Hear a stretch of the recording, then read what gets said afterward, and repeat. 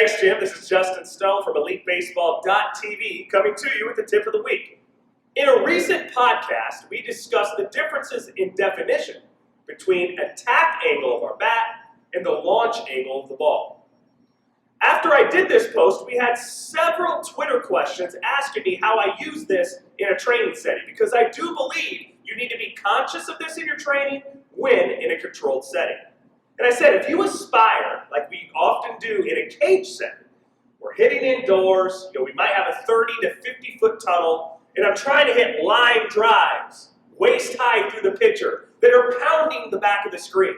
And I think I'm doing a great job. The ball is leaving the tee at about the same height that it was on the tee, and that line drive is pounding and making a loud noise that echoes throughout the academy.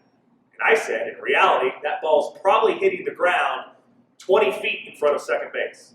So your aspirations should be to start to launch the ball at a higher launch angle to try to create backspin carry over the outfielder's heads.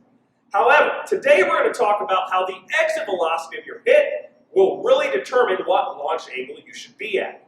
And this, of course, is going to vary from a youth hitter to an adult hitter. But if we have above average exit velocity for our age group, that means we should be launching the ball on our smaller to bigger fields over the center fielder's head with a higher launch angle. This is going to maximize your hit distance.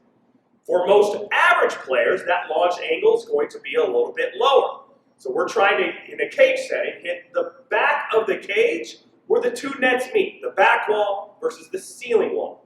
And this is going to put you to a launch angle that is creating line drive, backspin, balls that are getting into the gaps and are going to be able to roll for extra base hits, but are still hit hard enough and low enough that the outfielders can't track them down.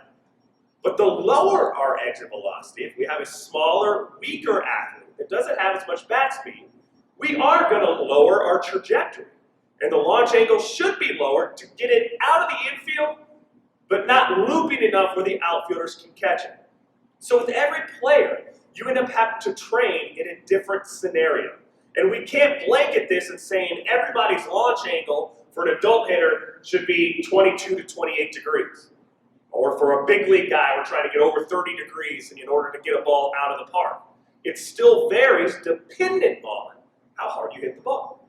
So the better my exit velocity at your particular age group, knowing that, yeah, your exit velocity at 12 is going to be a lot lower than 16, so we can't put just a blanket number on it right now. But think of it in terms of your field, too.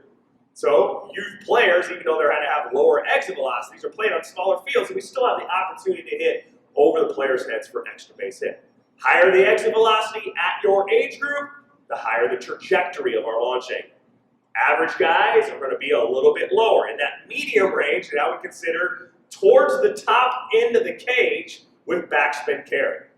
And our weakest hitters, our smallest guys, we are going to put that ball at a flatter angle where we're trying to hit line drives that are getting through the infield, even if that means they're getting through the infield on 1 or 2 bounces. We want to hit it as hard as we can and not give the outfielders an opportunity to get underneath it.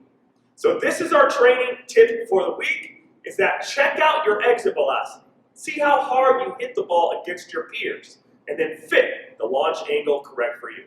Come and check us out at EliteBaseball.tv for more tips like this, including pitching, positional work, and our 2 newest features, a digital playbook and Kids Corner, instruction for 6 to 9-year-olds.